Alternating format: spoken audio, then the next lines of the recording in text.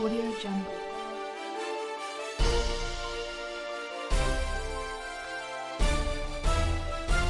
Audio Jungle.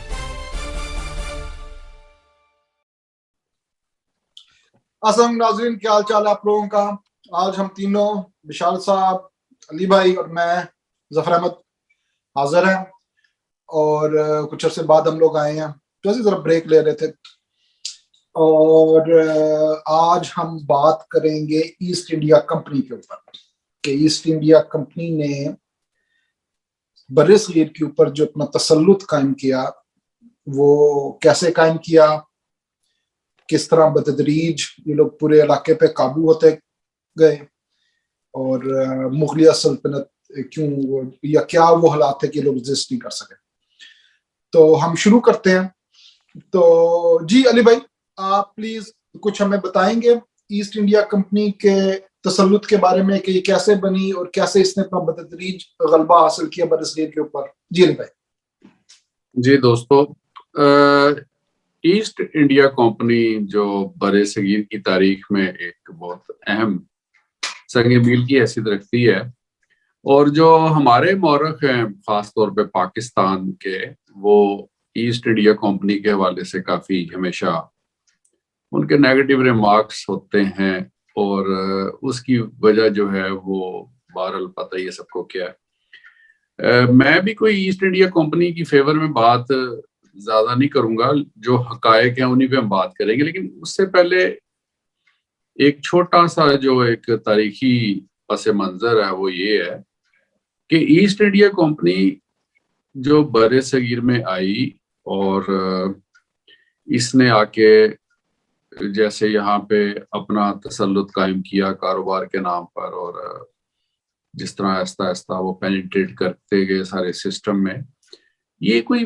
First time नहीं हुआ हिंदुस्तान में। यानी इसमें एक बात जो सोचने की वो ये है कि ये फर्स्ट टाइम नहीं हुआ। हिंदुस्तान तो आपको पता है कि सदियों से आमाजगाह रही है बैरूनी हमला आवरों की और बहुत सारे ग्रुप्स की, जिन्होंने यहाँ आके कभी मजहब के नाम पे, कभी सियासत के नाम पे, कभी लूट मार के नाम पे अपना तसल्लुत कायम रखा है। ईस्ट इंडिया कंपनी के इर्द गिर्द ही हम जब देखते हैं तो उससे पहले अगर हम ज्यादा पास्ट में नहीं जाते तो अरब भी इसी गर्ज से हिंदुस्तान वारद हुए, और उससे पहले जब जजायर मालाबार में अरब ताजर आया करते थे, सेलोन साइड पे अरब ताजर आया करते थे, तो वो भी आके रहकी ही एक किस्म की होती थी कि इस इलाके को देखा जाए और इस इलाके की जियोग्राफी और इक्तसादी सूरत हाल को बेसिकली परखने के सारे वो पैरामीटर हुआ करते थे। और 712 में फिर मोहम्मद बिन कासिम आया, और उसके बाद फिर यानी वो सिलसिला चलता गया। फिर सलातीन का जमाना आ जाता है, फिर मुगल आ जाते हैं, फिर उसके बाद आप देखते हैं कि नादिर शाह ईरान से आता है, लूट मार करता है, अहमद शाह आता है। यानी एक तवील सिलसिला है इन सारे जो मराहिल हैं बर्रे-सगीर की तारीख के, उसके अंदर लूट मार का। तो इसलिए ईस्ट इंडिया कंपनी कोई ऐसा अछूता और मुनफरिद फिनोमिना नहीं है कि जिसको आप बाकी तमाम तनाज़र, अवामल, हकायक से हट कर देखें। ये भी एक तारीखी एक जो थी हकीकत थी। और ईस्ट इंडिया कंपनी का थोड़ा सा फ़र्क ये है कि इसके जो इम्पैक्ट पड़े हैं हिंदुस्तान की तारीख पे, पाकिस्तान, हिंदुस्तान की तारीख पे, बर्रे-सगीर की तारीख पे, वो गुज़श्ता से पेवस्ता और उससे भी पेवस्ता तमाम तर जो हमलावर थे या नौवारद थे, उनसे बिल्कुल यकसर हट कर हैं।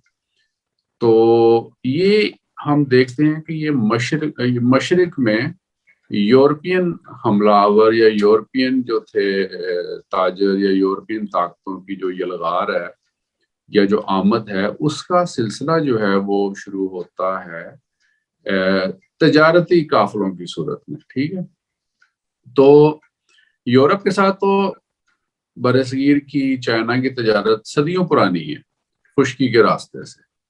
लेकिन जैसे ही यूरोप से जहाज रानी की सनत को फरोग मिला, बहरी जहाज बनने शुरू हुए, کمپس ایجاد ہوا، قطب نما ایجاد ہوا، وہاں سے جو سیاح تھے، تاجر تھے، وہ دنیا میں نکلے نئے نئے تجارتی راستے تلاش کرنے کے لیے.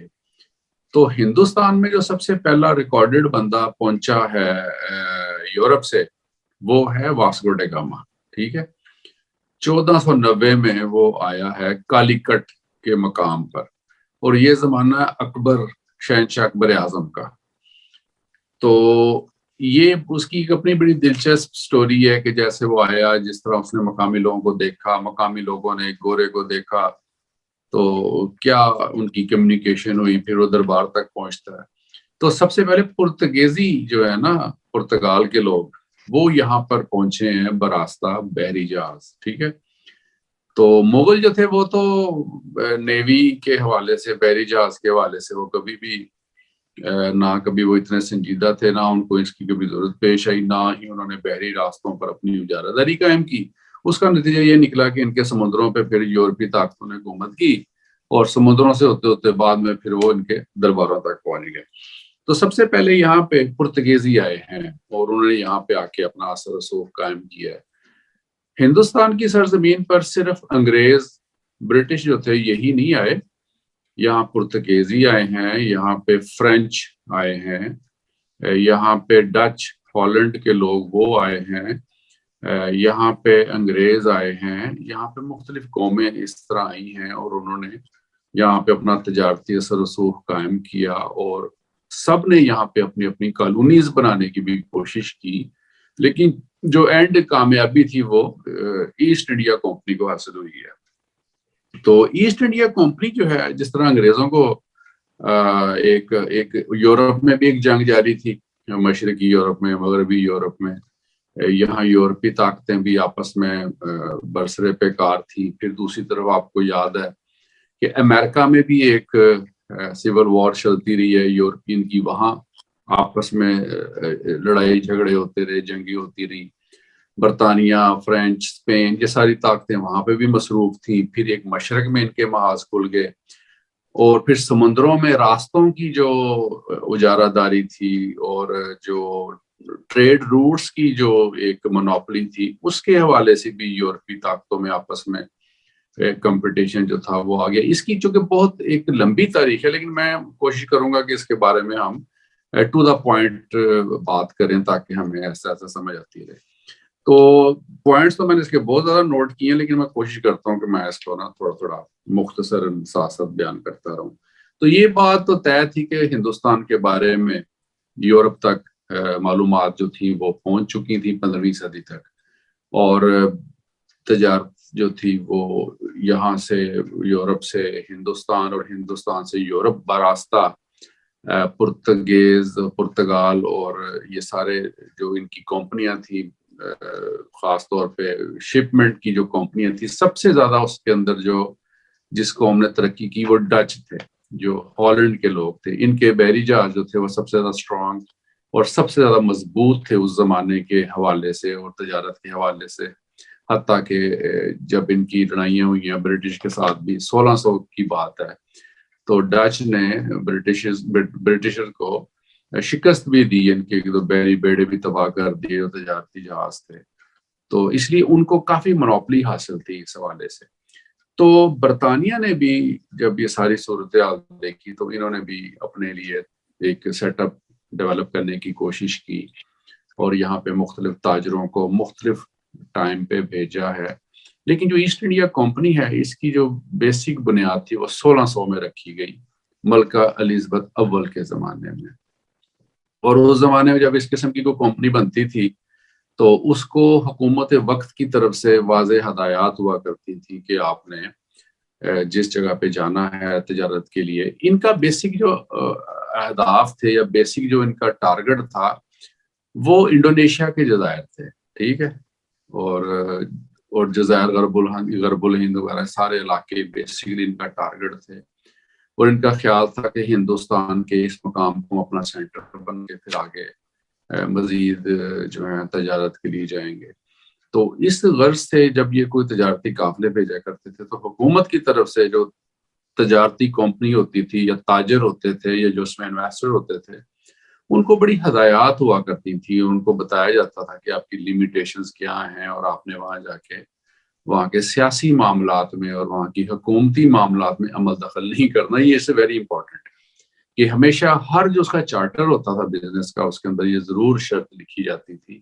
یہ پھر وہ کمپنیاں ہی ہوا کرتی تھیں، کمپنیوں کی پالیسیز ہوتی تھی. پھر آپ دیکھیے اس سے پیسہ جس طرح جنریٹ ہوتا تھا، پھر اس پیسے سے جیسے ایک امپائر کھڑی ہوتی تھی، پھر اس میں سیکورٹی کے مسائل آتے تھے. اس پیسے سے پھر لوکل پالیٹکس میں جو تھی وہ پینیٹریشن ہوا کرتی تھی. پھر اس پیسے سے نئے نئے طبقات نے جنم لیا، اسٹاک مارکیٹ نے جنم لیا، بینک آف انگلینڈ نے بھی اسی پیسے سے جنم لیا، فری مارکیٹ اکانومی نے بھی اسی پیسے سے جنم لیا. پھر ایک جو فری ٹریڈ کا، فری مارکیٹ اکانومی کا کانسیپٹ پیدا ہوتا ہے، اس کے پھر آگے سے جو کانسیکوینسز ہوتے ہیں، اس کے پھر آگے سے جو اثرات نکلتے ہیں، وہی پیسہ پھر جب اسلحے کی انڈسٹری میں جاتا ہے، شپمنٹ کی انڈسٹری میں جاتا ہے، تو اس کے بہت دور رس تک اس کے پھر نتائج نکلتے ہیں، جو کہ ہم نے ہندوستان میں دیکھے کہ ہندوستان میں جس طرح ان کا سارا امپیکٹ ہوتا ہے. تو ایسٹ انڈیا کمپنی ملکہ الزبتھ کے، جیسے میں بتایا، اقتدار کا زمانہ تھا، تو اس وقت تک ان کو کوئی دلچسپی نہیں تھی کہ انہوں نے ہندوستان پہ قبضہ کرنا. ان کا مقصد صرف یہ تھا کہ ہم نے یہاں پہ ایک اپنی تجارتی منوپلی قائم کرنی ہے، اور اس تجارتی منوپلی میں ہم نے پرتگالیوں کو، ڈچ کو اور ان کو اسپینش وغیرہ کو ہم نے شکست دینی ہے، اور ان سے اوپر ہم نے اپنے آپ کو ثابت کرنا ہے. تو اس دوڑ میں جو سب سے پہلے گوا کا علاقہ، جو آج کل کا ہم دیکھتے ہیں کیرالہ، کرناٹکا، جو اس زمانے میں کچھ علاقہ ریاست میسور میں تھا، یعنی یہ سارے علاقے جو تھے، یہاں سب سے پہلے بنگال کا جو علاقہ تھا، خاص طور پہ مغربی بنگال اور مشرقی آج کا بنگال، بنگلہ دیش، ان سارے علاقوں میں سب سے پہلے جو تھا نا، ان لوگوں نے آ کے اپنی اپنی پڑاؤ ڈالے، اور وہاں سے ان لوگوں نے، ان تمام قوموں نے اپنے اپنے جو ہیں وہ آغاز کیا ہے کہ کس طرح ہم نے آگے سے پینیٹریٹ کرنا ہے پورے ہندوستان کے سسٹم میں. تو اس حوالے سے کچھ باتیں مزید ہیں. اگر آپ نے کوئی درمیان میں بات کرنی ہے، پوچھنی ہے، کہنی، تو مجھ سے کر لیں پہلے آپ. شکریہ علی بھائی، بہت بہت. کچھ جو میرے پاس انفارمیشن ہے، جس پوائنٹ تک آپ پہنچے، میں وہ شیئر کرتا ہوں.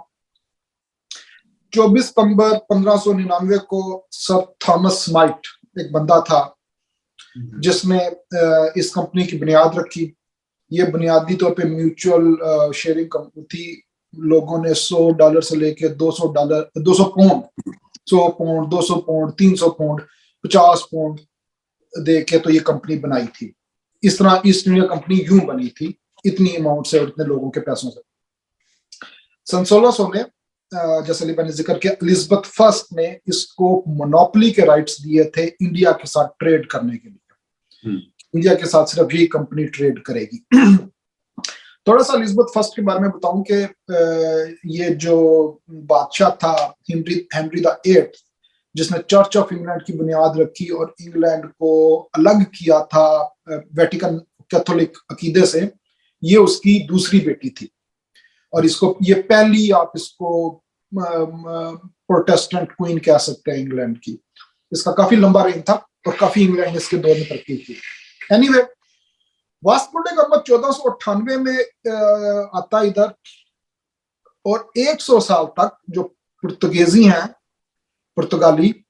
وہ یہ ٹریڈ روٹ خفیہ رکھتے ہیں. مطلب یہ اتنا سخت کمپٹیشن تھا کہ تقریباً 1498 میں پہلی دفعہ واسکو ڈا گاما یہاں پہنچا، اور بریٹن یہاں پہ 1600 کے بعد آ. تو پورا 1500 کا جو 100 سال ہے وہ پرتگالی، مطلب اتنے کلوزلی گارڈڈ سیکرٹ ہوتا تھا یہ، کہ یہ ٹریڈ روٹ کسی کو اور کو پتہ نہ چل جائے.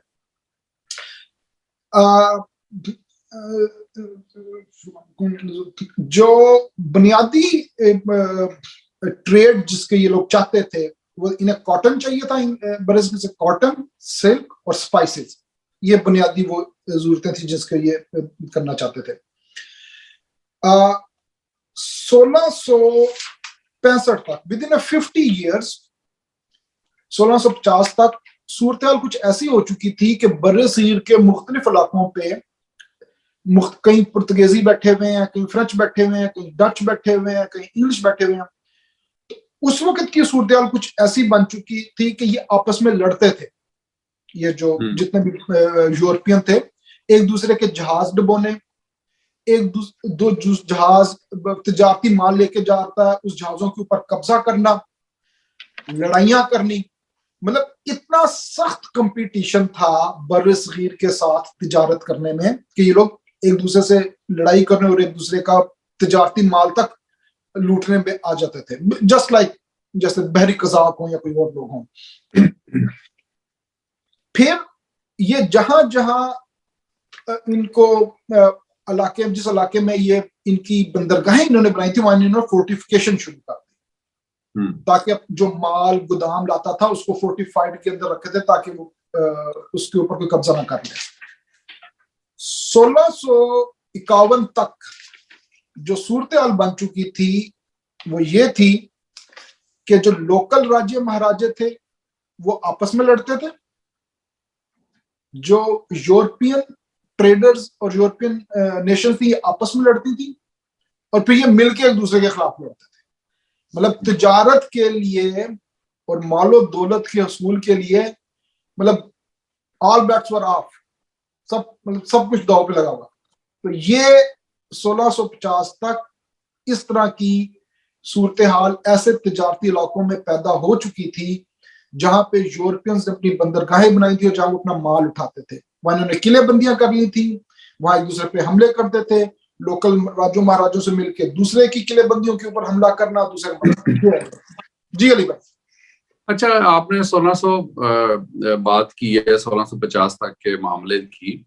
इसमें जो एक और बिल्कुल दुरुस्त कहा कि जो साहली इलाके थे हिंदुस्तान के, खास तौर पे कालीकट का इलाका था और ये मद्रास, चेन्नई आज का जो है, और कलकत्ता, बॉम्बे, और ये सारे जितने भी साहली इलाके थे, यहाँ पे उजारादारी के लिए ये लड़ा करते थे और इनकी आपस में एक जिसे कहते हैं बैटल्स हुआ करती थी।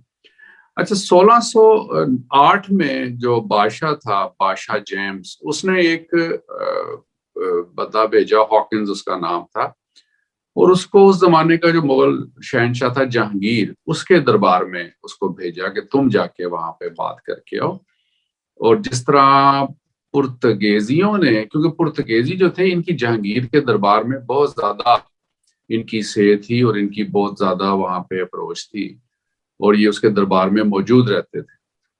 और पुर्तगेजी जो थे, इनका जो मजाज था वो ब्रिटिशर के मुकाबले में निस्बतन, यानी आज के हवाले से अगर देखा जाए या उस दौर के हवाले से देखा जाए, तो बेटर इसलिए था कि उन्होंने कोई वहां के मकामी मामलात में, पॉलिटिक्स में मदाखलत नहीं की, उनके सिर्फ अपने तजारती मकासद थे। तो इनको जहांगीर के दरबार में काफी असर रसूख हासिल था। तो जैसे ही हॉकिंस वहां गया, हॉकिंस ने क्या किया कि उसने उसके लिए बड़ी तैयारी की, और उसने 2 साल पहले तुर्किश लैंग्वेज सीखी है ताकि मैं डायरेक्ट कम्युनिकेट कर सकूं किंग से, बादशाह से, ठीक है। और उसने जाके उसे कम्युनिकेट करने की कोशिश की, उसे बात की, उसे इजाजत तलब की, लेकिन जो वहां पे पुर्तगेजी थे उनका असर रसूख इतना ज्यादा था कि उन्होंने जहांगीर को, जो ये ब्रिटिशर थे, अंग्रेज जो थे, फरंगी जो थे, इनके बारे में उन्होंने कोई अच्छी रिपोर्टिंग नहीं की और उसको यानी कायल किया कि ये कोई इतने बेहतर लोग नहीं है।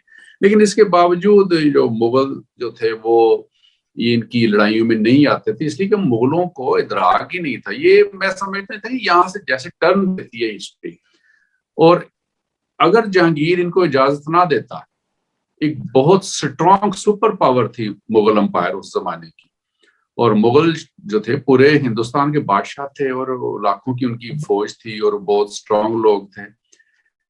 ये लोग अगर उस जमाने में इनका विजन होता या ये समझते कि ये सारी चीजें दुरुस्त नहीं है और ये इजाजत ना देते, तो आगे से हिंदुस्तान की तारीख बिल्कुल डिफरेंट होती। इसी तरह देखिए 1632 में ब्रिटिश जो हैं ये जापान भी गए हैं, वहां पे भी एक प्रादो जगह, वहां पे इन्होंने एक इसी तरह की कंपनी बनाने की कोशिश की, जगह ली, वहां पे बिजनेस शुरू करने की कोशिश की। लेकिन जो जापानीज थे वो मुगलों की निस्बत वो बहुत समझदार लोग थे, اور ان کو سمجھ لگی کہ یہ تو کام خراب ہے، تو پینیٹریٹ کر جائیں گے. انہوں نے نہ صرف ان کو وہاں سے نکالا بلکہ اپنی باؤنڈری اسٹرکٹ کی، اور انہوں نے کسی کو الاؤ ہی نہیں کیا کہ ہمارے کنٹری میں آ کے کوئی جو ہے اس طرح تجارت کر سکتا ہے. تو ایک وہ انہوں نے بھی اسی طرح فیصلہ کیا جاپنیز نے. لیکن یہاں پہ جو ہندوستان تھا، چونکہ یہ ایک کثیر ثقافتی ملک تھا، یہاں پہ عجیب طرح کے چیلنجز تھے، انواع و اقسام کی قومیں یہاں آباد تھیں، اور مغل ویسے بھی آسودگی کی زندگی گزار رہے تھے. جی دیکھیے یہ جو بھی آپ نے کمپیریزن کیا ہے دو رویوں کا، ایک مغل ایمپرر کے رویے کا اور ایک جاپنیز ایمپرر کے رویے کا، یہاں سے ایک ہلکی سی اشارہ ملتا ہے، اب شاید میں بات کو زیادہ بڑھانا دوں. ایک آنرشپ ہوتی ہے، ایک جو بادشاہ جو اپنی قوم سے اٹھا ہو، اپنی مٹی کا ہو، وہ آنرشپ لیتا ہے اپنے مٹی کے ایک ایک انچ، ایک ایک ذرے کی. کیا اس سے یہ اشارہ ملتا ہے کہ مغل جیسے وہ سمجھتے تھے کہ مطلب وی ڈونٹ کیئر، مطلب یہ برے صغیر کے لوگ ہیں، یہ کالے رنگ کے ہیں، یہ اس طرح کے ہیں، ہم ذرا ترکش ہیں، ہم ذرا ادھر اوپر سے اوپر ہیں، وی ڈونٹ کیئر کہ اگر کوئی آ کے ایک گوا کے علاقے میں یا کالی کٹ کے علاقے میں یا چنائی میں کوئی آ کے بندرگاہ بنا لیتا ہے، قبضہ کر لیتا ہے، تو انہی کو غلام بنائے گا، انہی کو ہوگا. کیا میں بات کو زیادہ بڑھا رہا ہوں یا بات ایسی ہے کچھ؟ یعنی یہ ایک بہت اسٹرانگ فیکٹر ہے کہ مغل جو تھے وہ لوکل جو لوگ تھے ان سے تو ان کا کلچر بھی ڈفرینٹ تھا، زبان بھی ڈفرینٹ تھی، مذہب بھی ڈفرینٹ تھا، نسل بھی ڈفرینٹ تھی. گو کہ اکبر نے بڑی کوشش کی تھی اکبر کے زمانے میں کہ چیزوں کو جو ہے اڈاپٹ کیا جائے اور اونرشپ قبول کی جائے. اس نے شادیاں بھی کی لوکل، اس نے سیکولر جو اس کی پالیسی تھی، میں سمجھتا ہوں اسی کی پالیسی تھی جس کی وجہ سے جو ان کے 5 گریٹر مغل جو ہیں وہ ٹائم گزار گئے. ادروائز پھر اس کے بعد جو اورنگزیب نے ریورس پالیسی اڈاپٹ کی، اس کی کچھ مجبوریاں بھی تھیں، کچھ علاقائی چیلنجز بھی اس قسم کے تھے، لیکن اس کے بعد پھر شرارہ بکھر گیا ہر چیز کا. تو اونرشپ قبول کرنا ایک بہت بڑی بات ہوتی ہے، چاہے وہ سن آف سوائل کے کانسیپٹ سے ہو، چاہے وہ عقیدے کے حوالے سے ہو، چاہے وہ نسل کے حوالے سے ہو. تو جب آپ ان چیزوں کو اس طرح اون نہیں کرتے اور مستقبل پر آپ کی نظر نہیں ہوتی اور آپ کا ویژن نہیں ہوتا اس حوالے سے، تو پھر ظاہر ہے وہ والی قومیں اور وہ حکمران جلد پھر اپنے منطقی انجام تک پہنچ جاتے ہیں. اور آپ دیکھیں کہ برٹشر نے پھر جس طرح پرتگیزیوں کو بھی چیلنج کیا، اور پرتگیزی جو تھے خاص ٹائم آیا پھر وہ بیچارے صرف گوا تک محدود ہو گئے. اور ایسٹ انڈیا کمپنی جو ہے اس نے بڑی کامیابی کے ساتھ ترقی کی منازل طے کی، اور انہوں نے اس کی بہت زیادہ ڈیٹیلز ہیں لیکن میں ظاہر ساری بات نہیں ہو سکتی. انہوں نے پھر جس طرح وہاں پہ اپنی تجارتی کوٹھیاں پھر قائم کی، جنہیں تجارتی کوٹھیاں کہتے ہیں، انہوں نے اپنے گوڈاؤنز قائم کی، ان کو نام تجارتی کوٹھیاں رکھا گیا. اس میں پھر انہوں نے لوکل اپنی سیکورٹی بھرتی کی، پھر یہ اپنے انگریز بھی لے کے آئے پیچھے سے. شروع میں تو خیر اتنی زیادہ تعداد نہیں ہوا کرتی تھی، لیکن یہ لوکل لوگوں کو ہی معمور کیا کرتے تھے. پھر آہستہ آہستہ یہ علاقے میں پینیٹریٹ کرتے گئے، علاقے میں اثر رسوخ بڑھتا گیا.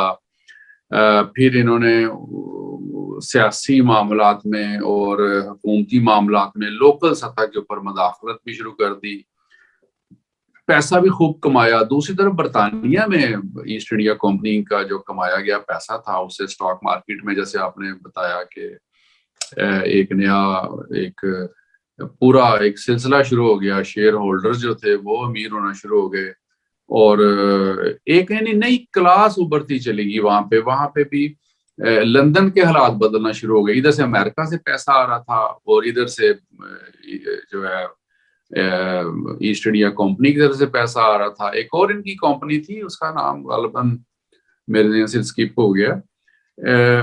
اس کمپنی کو مسکوی یہ کمپنی جو تھی، یہ انہوں نے دوسری رشین سائڈ پہ بھیجا تھا اس کو بزنس کرنے کے لیے.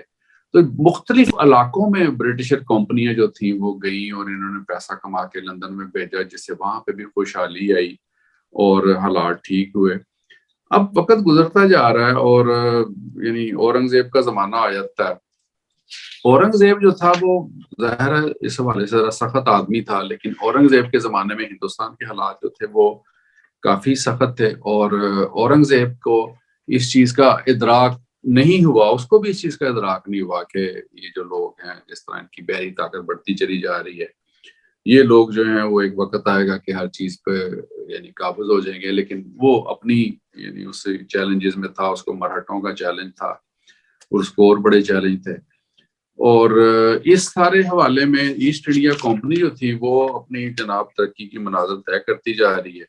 17ویں صدی کے آخر تک ظاہر اورنگزیب جنوبی ہندوستان کی لڑائیوں میں مشہور تھا. 1688 سے لے کے 1691 تک کمپنی نے بھی لندن میں اپنی بے شمار پراپرٹی بنائی. انہوں نے وہاں پہ جو ہے اپنا اثر رسوخ پیدا کر لیا. پالیٹیشین اس میں انوالو ہو گئے، بادشاہ تک کی انوالومنٹ تھی، اس میں انویسٹرز آ گئے، اس میں بینکرز آ گئے.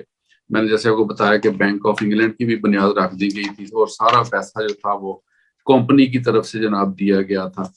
تو اس لیے ایک تو لوکل فینومینا اور اوپر سے انٹرنیشنل معاملات، تیسرا ہندوستان کا فینومینا، یہ سب چیزیں جو تھیں یہ کمپنی کے فیور میں جا رہی تھی.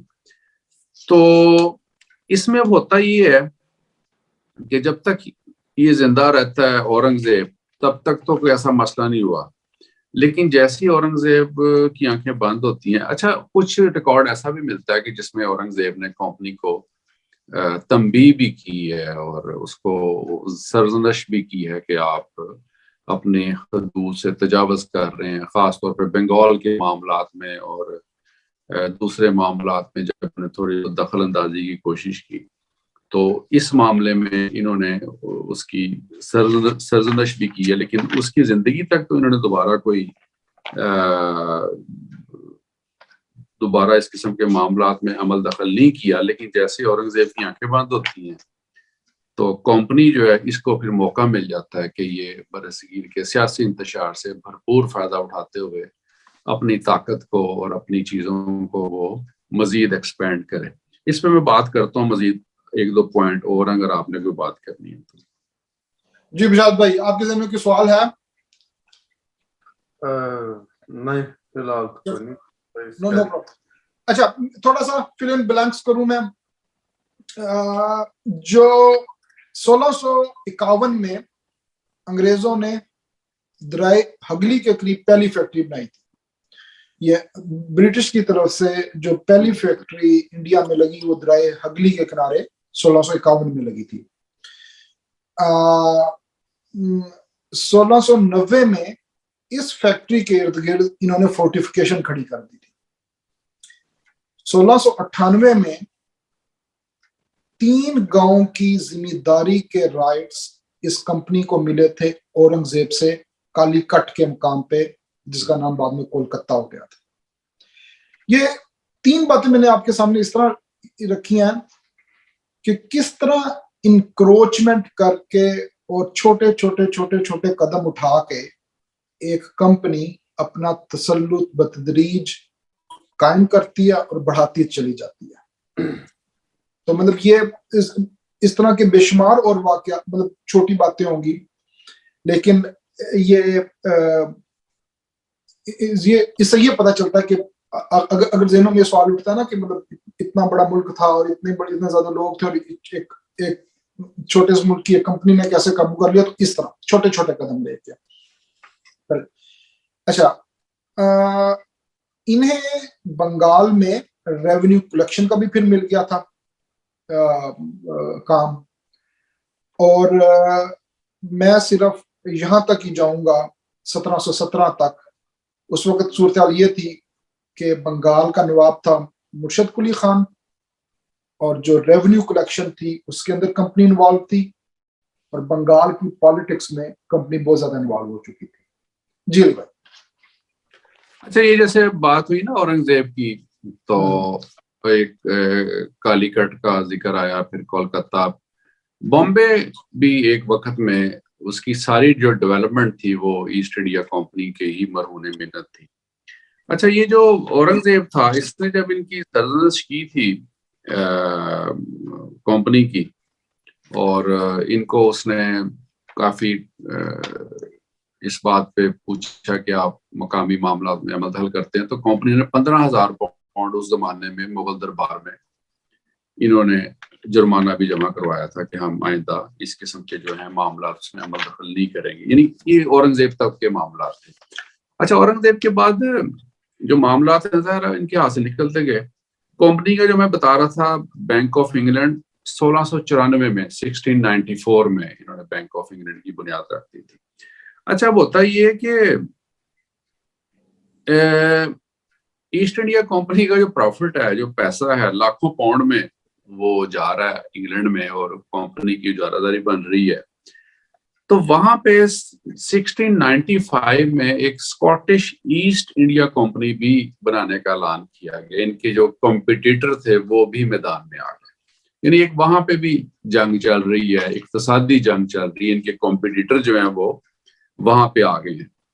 اور ایسٹ انڈیا کمپنی جو تھی انہوں نے کیا کیا کہ انہوں نے حکومت جو اس زمانے میں تھوڑا بحران کا شکار تھی اس کو 7 لاکھ پاؤنڈ جو تھا وہ 4% پہ 4% پہ لون دیا تاکہ وہ ان کی فیور میں رہے.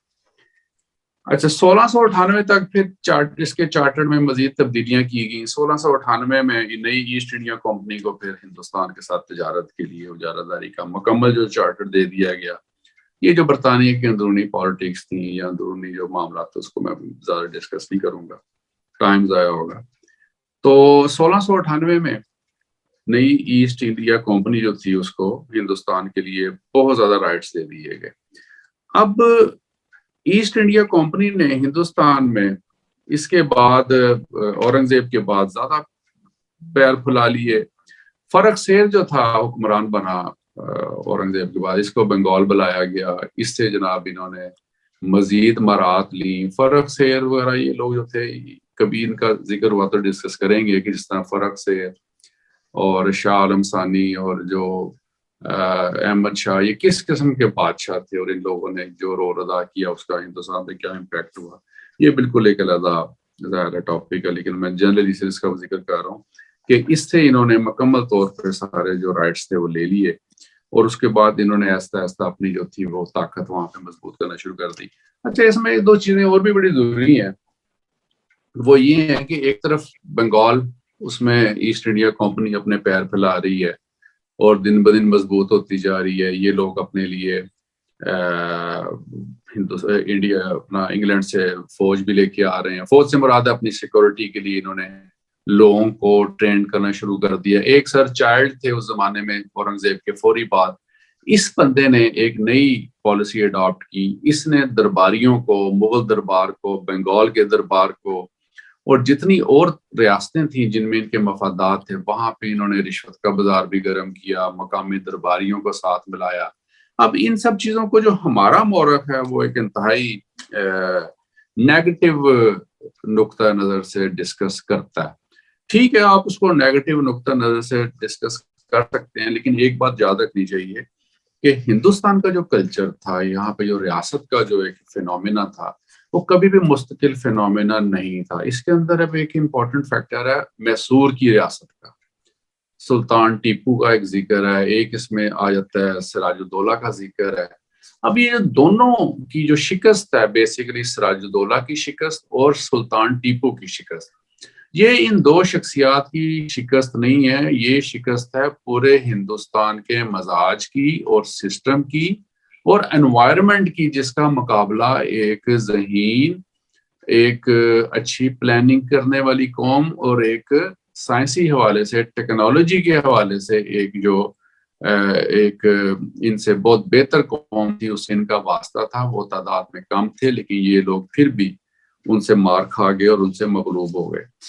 تو کمپنی نے جس طرح لارڈ کلائیو تھا, لارڈ کارنوالیس تھا, ایک 2 اور لوگ تھے, ان لوگوں نے جس طریقے سے سراج الدولہ کو شکست دی ہے, پھر ظاہر وہ بات بہت لمبی ہو جائے گی, جس طرح ٹیپو کو انہوں نے شکست دی. اب ٹیپو سلطان کا جو فینومین ہے وہ اس میں 2 باتیں بڑی سمپل سی ہیں کہ ٹیپو سلطان جو تھا 1785 میں اس نے معاہدہ بنگلور کیا ان کے ساتھ, انگریزوں کے ساتھ, اور وہاں پہ اگر یہ چاہتا تو انگریزوں کی طاقت کو ختم کر سکتا تھا. لیکن سلطان نے اس وقت کام نہیں لیا اپنی فراست سے اور اس نے ان کے ساتھ جو صلح کا جو تھا ایگریمنٹ کر لیا اور ان کو فری ہینڈ دے دیا.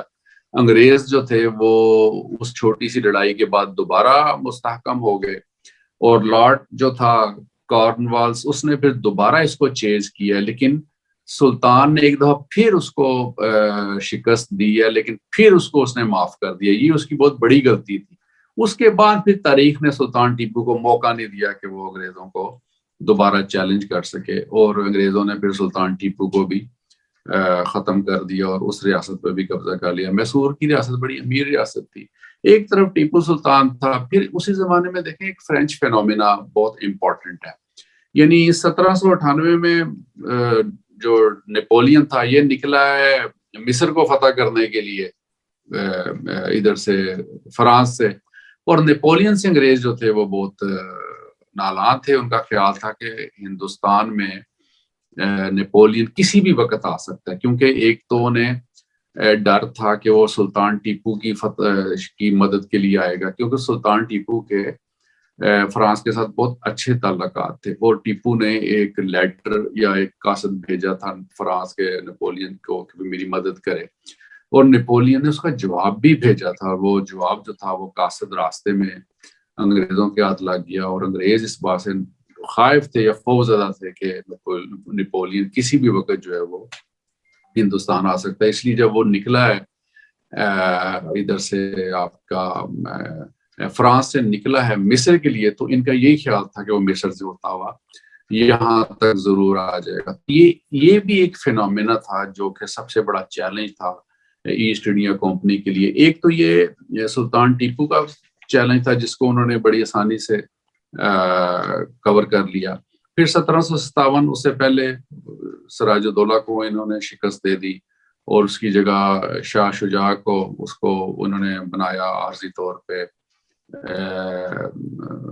بنگال کا حکمران. اس سے ساری مراد لی, ٹھیک ہے, اور اس نے پھر جس طریقے سے ان کے لیے سارے راستے کلیئر کیے, پھر یہ ایسا ایسا ہوتے ہوئے دلی تک بھی پہنچ جاتے ہیں. دلی جب پہنچتے ہیں وہ پھر آپ کو پتہ ہی ہے جس طرح 1857 کا فینومینا ہوتا ہے. اس سے پہلے جو رنجیت سنگھ کا جو ایک معاملہ ہے وہ بھی ایک بڑا امپورٹنٹ فیکٹر تھا. اچھا, اب رنجیت سنگھ بھی جو تھا وہ بھی فرینچ کے حوالے سے اس کو بھی بڑی سپورٹ تھی, اور رنجیت سنگھ سے بھی انگریز اس لیے ڈرتے تھے یا اس لیے وہ خائف تھے کہ ان کا خیال تھا کہ یہ ایک فرینچ کالونی ہے. یعنی ایک طرف فرینچ کا بھی جو امپیکٹ تھا ہندوستان کے اوپر وہ بہت امپورٹنٹ تھا, ایک ریاست میسور کے حوالے سے, دوسرا پنجاب کے حوالے سے. اور پنجاب کو بہت زیادہ چونکہ امپورٹنس حاصل تھی, پنجاب اس زمانے میں ایک بفر اسٹیٹ بنا ہوا تھا افغانستان کی طرف سے بھی اور ادھر سے ایران کے حوالے سے, اور دوسری طرف ان کا خیال تھا کہ فرینچ بیٹھے ہیں. تو جیسے ہی انہوں نے انگریزوں نے واٹرلو میں شکست دی ہے نیپولین کو, تو اس کے بعد ان کو پھر تھوڑا سا جو ہے نا وہ سکون ملا کہ شاید اس کے بعد اب ہمیں فرینچ کی طرف سے کوئی جو ہے وہ چیلنج نہ ہو. اچھا, اب مزے کی بات یہ ہے کہ واٹرلو میں جیسی فرینچ کو شکست ہوتی ہے, ان کے 4 بڑے مشہور جرنیل تھے فرینچ کے, جن میں سے 2 جنرل جو تھے نا, ایک جنرل وینچورا اور جنرل جین فرانسس, ٹھیک ہے, یہ دونوں رنجیت سنگھ کے پاس آ جاتے ہیں, اور انہوں نے آ کے رنجیت سنگھ کی فوج کو ٹرینڈ کیا. اٹس ویری امپورٹنٹ, ویسی بات آگے درمیان میں کر دی. تو انہوں نے آ کے رنجیت سنگھ کی فوج کو ٹرینڈ کیا. اچھا, ایک مزے کی بات میں آپ کو بتاؤں, یہ جو لاہور سیکریٹریٹ کی عمارت ہے نا جو لوور مال کے اوپر ہے, آپ تو اس کے ساتھ پڑھتے بھی رہے ہیں گورنمنٹ کالج میں, تو یہ جو عمارت ہے یہ جنرل جو تھے نا یہ آپ کے جین فرانسس ایلڈ, یہ ان کی بنائی گئی عمارت ہے. یہ برٹشر نے نہیں بنائی ہوئی, یہ جنرل ایلڈ کی رہائش گاہ تھی جو عمارت ہے, یعنی یہاں یہ فرینچ نے بنائی ہوئی ہے. یعنی یو کین امیجن کہ فرینچ جو تھے ان کا کس طرح امپیکٹ تھا یا ایک ان کا اثر رسوخ تھا پنجاب کی حد تک, ٹھیک ہے, ادھر سے میسور اور بنگال کی حد تک بھی. تو یہ جو سیکریٹریٹ کی عمارت ہے یہ جنرل ایلڈ جو تھے ان کی رہائش گاہ تھی, اور اس میں ایک جگہ ہے منشی چیمبر, اسی میں سیکریٹریٹ میں, اس میں جنرل ایلڈ اور اس کی بیٹی جو ہے نا میری شارلیٹ, ان دونوں کی قبریں آج بھی ادھر ہی ہیں. ٹھیک ہے.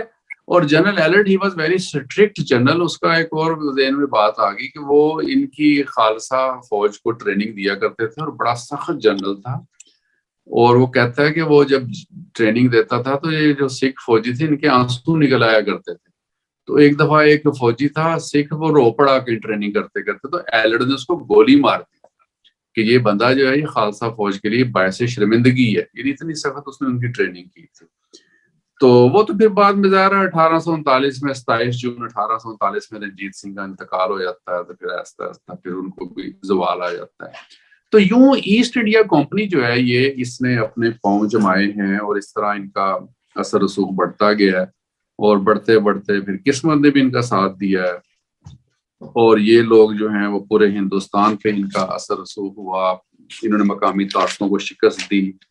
مقامی طاقتوں کو شکست دینے کے ساتھ ساتھ جو ہے انہوں نے 1784 میں پھر ایک جو ایکٹ منظور ہوا ہے برطانیہ کی جو پارلیمان تھی, اس نے وہ ایکٹ جو تھا اس کے تحت جو اختیارات تھے ہندوستان میں, وہ جو کمپنی جن اختیارات کو استعمال کر رہی تھی وہ سارے اختیارات پھر جو ہیں وہ برطانوی سرکار کے ہاتھ میں رہتے ہیں. پھر پورا ہندوستان جو ہے وہ برطانیہ کے لیے کھل جاتا ہے.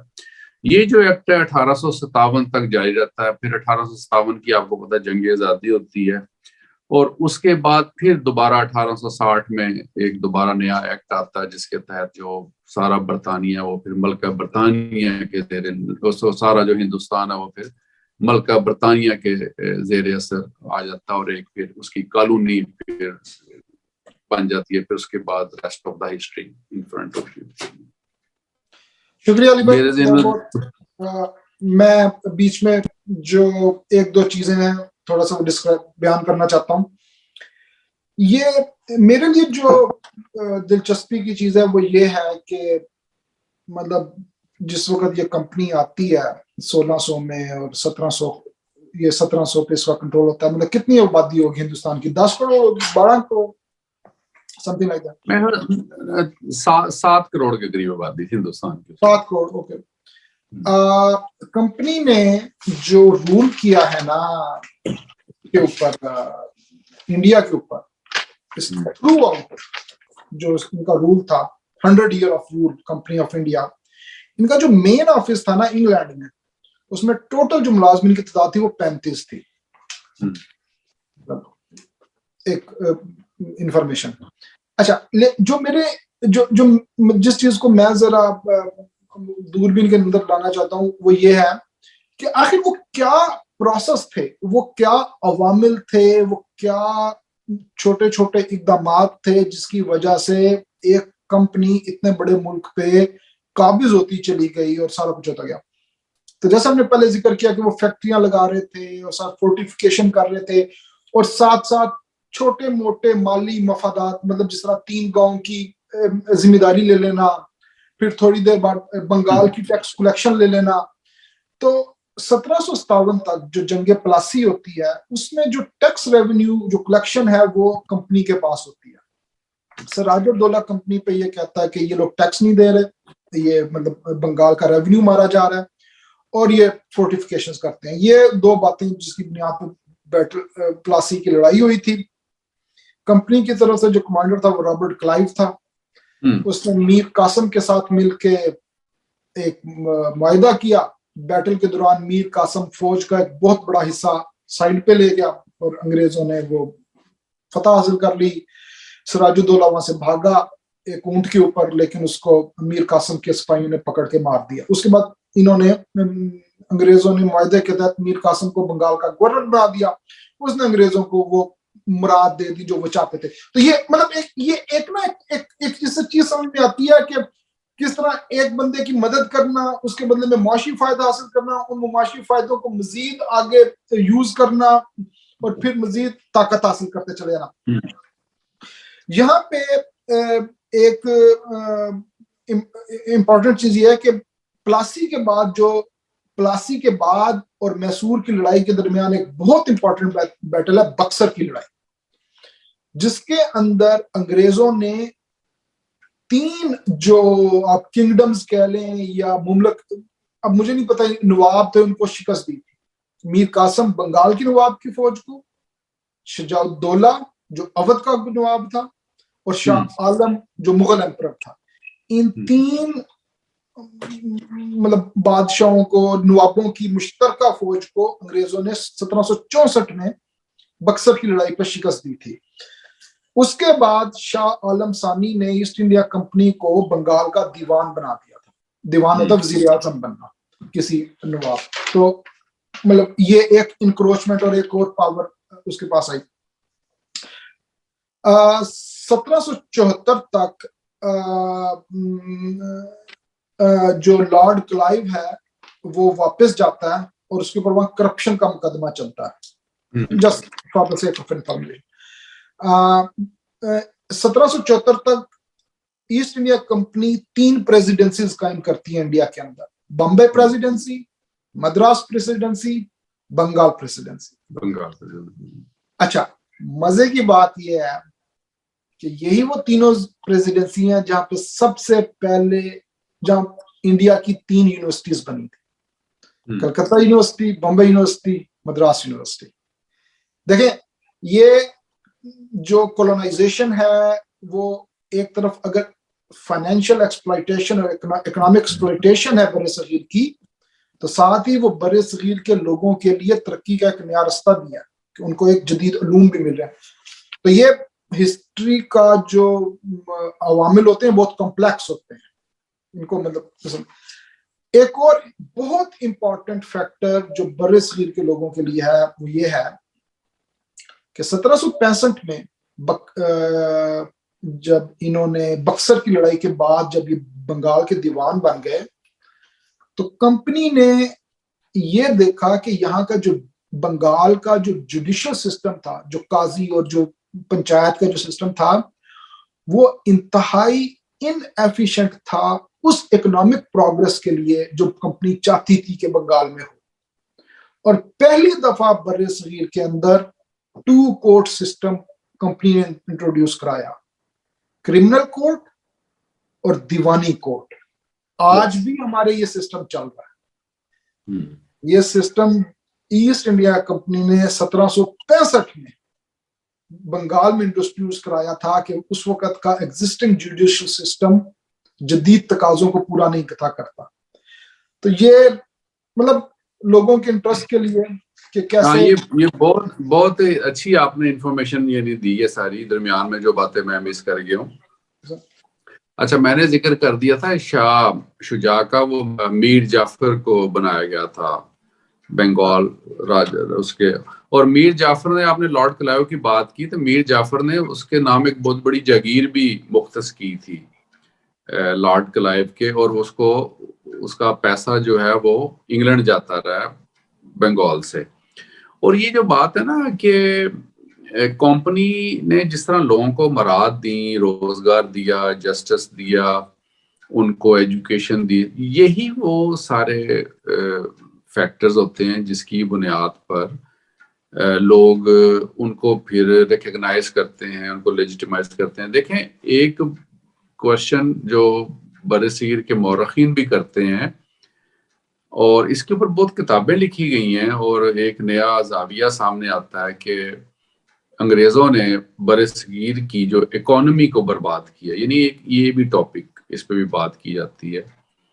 اور ایک امیر کبیر ہندوستان تھا، یہاں کی بنگال کی اپنی لوکل جو کپڑے کی صنعت تھی وہ بہت اسٹرانگ صنعت تھی۔ یہاں کے جو کپڑا بنانے والے لوگ تھے وہ کہتے ہیں کہ یہ لوگ کیوں نہیں کھڑے ہوئے ان کے خلاف، یعنی یہ بھی ایک کوشچن ہے کہ یہاں کا جو لوکل بزنس مین تھا، تاجر تھا، ہنرمند تھا، کاریگر تھا، وہ کیوں نہیں کھڑا ہوا کلونیلزم کے خلاف یا ان طاقتوں کے خلاف جنہوں نے ڈائریکٹ ان کے روزگار پہ کاری ضرب دی تھی۔ یہ سارے کوشچن ہیں، لیکن اس کا ظاہرہ فینومینا یہ ہے کہ ان کو اس کا آلٹرنیٹو روزگار ملا، یا ان کو اس سے بہتر مواقع ملے زندگی میں، ایجوکیشن ملی، یا جسٹس ملا، اس لیے انہوں نے کوئی ایسی کوشش نہیں کی۔ اور ہندوستان کا ایسا کلچر بھی نہیں تھا، کوئی ریولوشنری کلچر تو یہاں پہ کبھی رہا ہی نہیں۔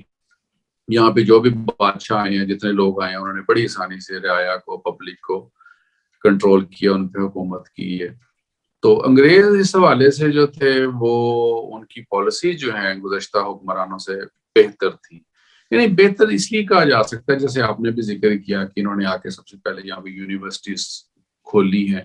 اس سے پہلے ہندوستان کی تاریخ میں مغلوں کا آپ زمانہ دیکھ لیں، آپ کو محل نظر آئیں گے، آپ کو مقبرے نظر آئیں گے، آپ کو حمام نظر آئیں گے، آپ کو جناب جانوروں کے مزار نظر آئیں گے، ٹھیک ہے، باغ نظر آئیں گے، لیکن آپ کو کوئی یونیورسٹی نظر نہیں آئے گی. حتیٰ کہ جہاں تک میری انفارمیشن ہے کہ آپ کو کوئی شفا خانہ بھی یا ہاسپٹل بھی، کوئی رسد گاہ سوائے ایک ہمایوں کو تھوڑا بہت شوق تھا، اس کے علاوہ اور کسی نے کوئی ایسا کام نہیں کیا.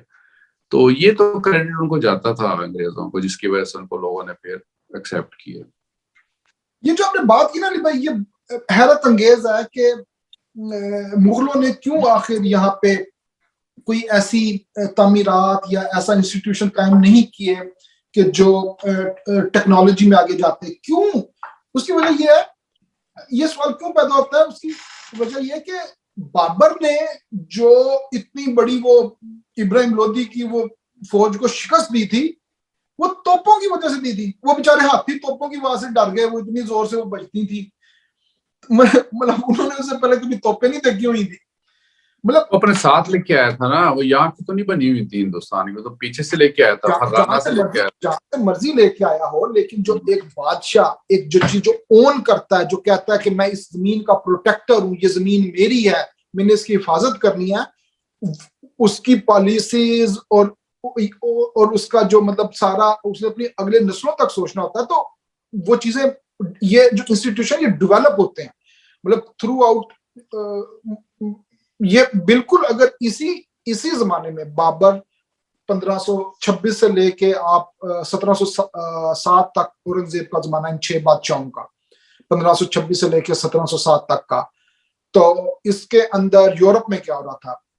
ریفارمیشن ہو رہی تھی، رینیسانس ہو رہا تھا، انلائٹمنٹ کی موومنٹ تھی، ارلی سائنٹیفک ریولوشن کی بنیاد رکھی جا رہی تھی. کوپرنیکس، گیلیلیو اور یہ ستاروں کی مطلب یہ ان کو ڈسکرائب کرنا، یہ ڈسکور کیا جا رہا تھا کہ سورج زمین کے گرد نہیں گھومتا بلکہ زمین سورج کے گرد گھومتی ہے.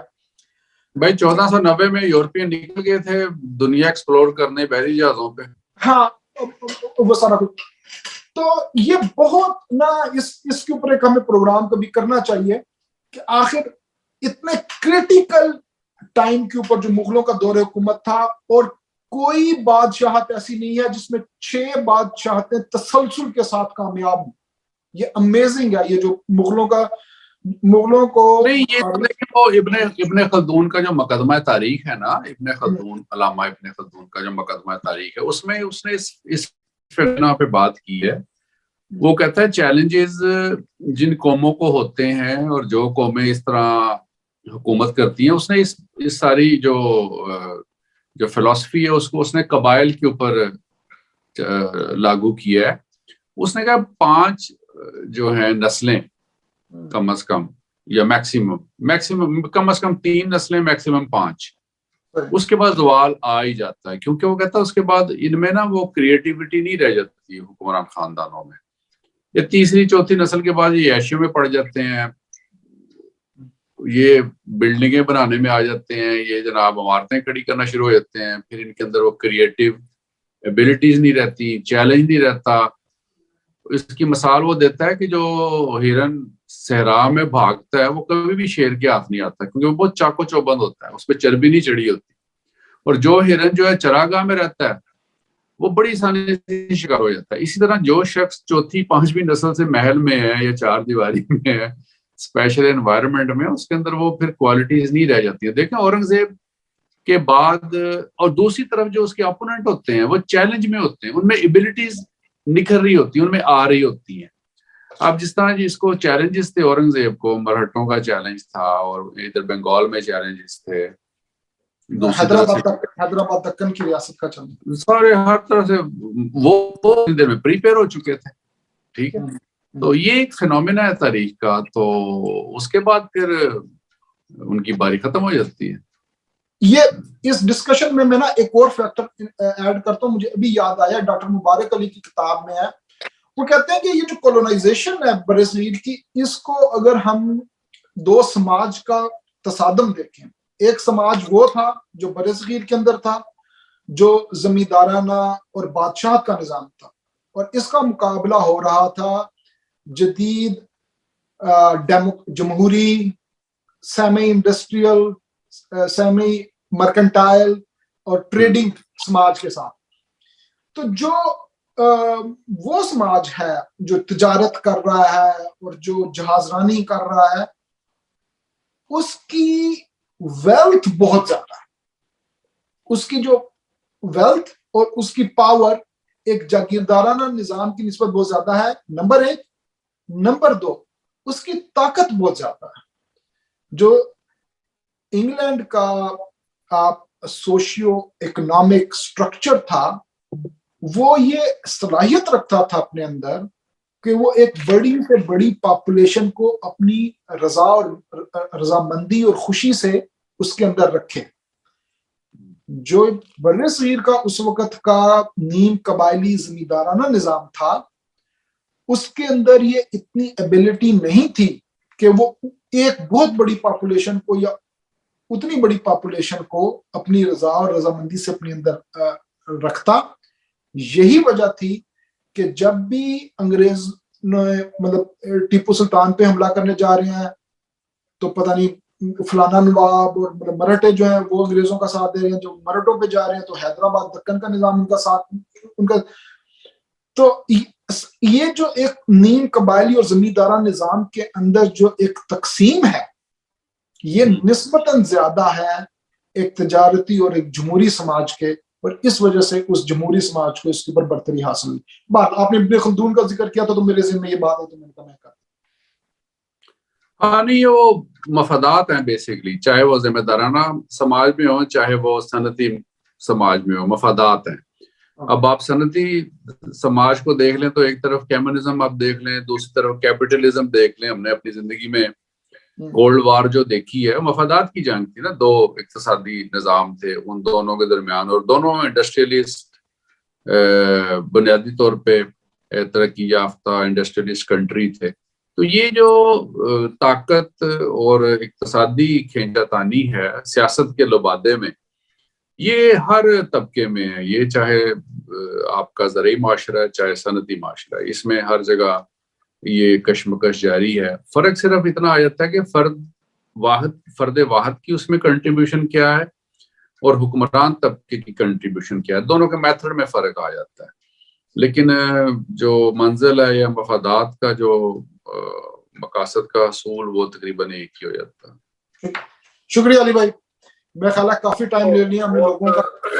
بہت مزہ آ رہا تھا تاریخی حوالے سے آپ کی جو اتھینٹک گفتگو سننے کا, کیونکہ میں نے پڑھا نہیں ہے. وہی جو اسکولوں کی کتابوں میں ان اتھینٹک قسم کی جو انہوں نے بیان کی ہوتی ہے وہی آج تک پڑھتے آئے. لیکن بہت مزہ آیا. اس میں دو چیزیں میں نے بس کرنی تھی بات, ٹائم تو ایسے ختم ہو رہا ہے.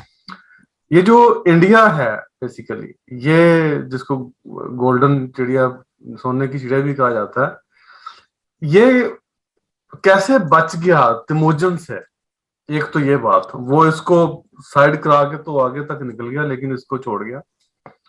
دوسرا خیر وہ میں ایسٹ انڈیا کمپنی کے حوالے سے یہ موضوع الگ یہ علیحدہ بات ہے, اس حوالے سے نہیں ہے. دوسری جو آپ نے بھی بات کی ہے نا کہ جو یونیورسٹیز آپ کو نظر نہیں آتی, کوئی ہاسپٹلز نظر نہیں آتے, یہ انہوں نے ڈیولپ نہیں کیے. مجھے اس بات کی بھی سمجھ نہیں آتی کہ آج بھی یہی حال ہے. جب آپ نظر دوڑائیں مڈل ایسٹ کے اوپر, آج وہاں پر سیم مغل امپائرز بھی اپنے زمانے کے بڑے رچ اور کیا پیسے والے لوگ تھے, بڑی زبردست کنگڈم تھی ان کی, نہ انہوں نے توجہ دی ہے اور نہ یہ آج مڈل ایسٹ والے اس چیز پہ توجہ دے رہے ہیں کہ کوئی سائنٹیفک انسٹیٹیوٹ, کوئی ریسرچ انسٹیٹیوٹ وہاں پہ کھول دیا جائے. وہ بلڈنگوں بنانوں میں اور مصنوعی جزیرے بنانے کے اندر ہی لگے ہوئے ہیں, ان کو ادراک ہی نہیں اس چیز کا. یہ عجیب بات ہے کہ اتنے 100 سال پہلے بھی یہی صورتحال تھی, اور آج جبکہ ان کو دنیا جو ہے وہ روز روشن کی طرح سائنسی ٹیکنالوجیز اور ہر چیز آگے پیچھے نظر آ رہی ہے, لیکن ان کی توجہ پھر بھی ادھر نہیں بڑھ سکی. تو یہ بڑی عجیب بات. یہ جو ہے تموجن کی بات آپ نے کی نا, یہ بات تو بڑی لمبی ہے. یہ غیاث الدین بلبن ایک حکمران تھے ہندوستان کے, سلطان تھے. تو یہ بیسیکلی بلبن کی پالیسی تھی جس کی وجہ سے ہندوستان جو ہے وہ یہ جو آپ کا چنگیزی لشکر تھا اور یہ جو طوفان تھا اس سے بچ گیا. اس کا ایک بیٹا تھا, میرا خیال اس کا نام تھا شہزادہ محمد, وہ بیچارہ شہید ہو گیا تھا جھڑپوں میں منگولوں کے ساتھ. تو اس زمانے میں وہ خوازم شاہ جو تھا اس کی دشمنی تھی منگولوں کے ساتھ. تو خوازم شاہ جو تھا وہ اس نے پناہ کی درخواست کی اور وہ اس نے کہا میں آنا چاہتا ہوں ہندوستان. تو بلبن نے اس کو بڑی مہارت سے یہاں سے رخصت کر دیا کہ یہاں آپ نہ آئیں, کیونکہ بلبن جانتا تھا اگر یہ یہاں آیا تو اس کے پیچھے منگول ضرور آئیں گے, کیونکہ منگولوں کی یہ اس زمانے میں روایت تھی کہ ان کا دشمن جہاں جاتا تھا اس کا پیچھا ضرور کرتے تھے. روایت تھی کہ منگول اپنے دشمن کا جہنم تک پیچھا کرتے ہیں. تو خوازم شاہ ایران چلا گیا, وہاں اس کو پناہ مل گئی. تو منگول جو تھے وہ پھر انہوں نے ایران کا بھی بیڑا غرق کر دیا, پھر بغداد کی بھی سیٹ بجا دی. تو ہندوستان بہرحال منگولوں سے بچ گیا تھا, لیکن ہندوستان منگولوں سے تو بچ گیا لیکن تیمور سے نہیں بچا تھا. وہ بھی مسلمان ہی تھا اور اس نے دلی کے ساتھ وہی کچھ کیا جو شاید منگول بھی نہ کر. ایسی بات بالکل. اور جو کچھ نادر شاہ نے کیا, جو یہاں پہ باقی لوگوں نے کیا, تو وہ کوئی منگولوں سے کم نہیں تھے وہ. شکریہ بہت بہت علی بھائی اور وشال بھائی آپ کا. تھینک یو سر, بہت شکریہ آپ کا. سیرہ اصل بحث اور بڑی معلومات میں اضافہ ہوگا. امید ہے کہ ناظرین بھی جو ہے اس سے محظوظ ہوں گے. بالکل. تو آپ ہمیں اجازت دیں. اچھا جی, خدا حافظ. السلام علیکم.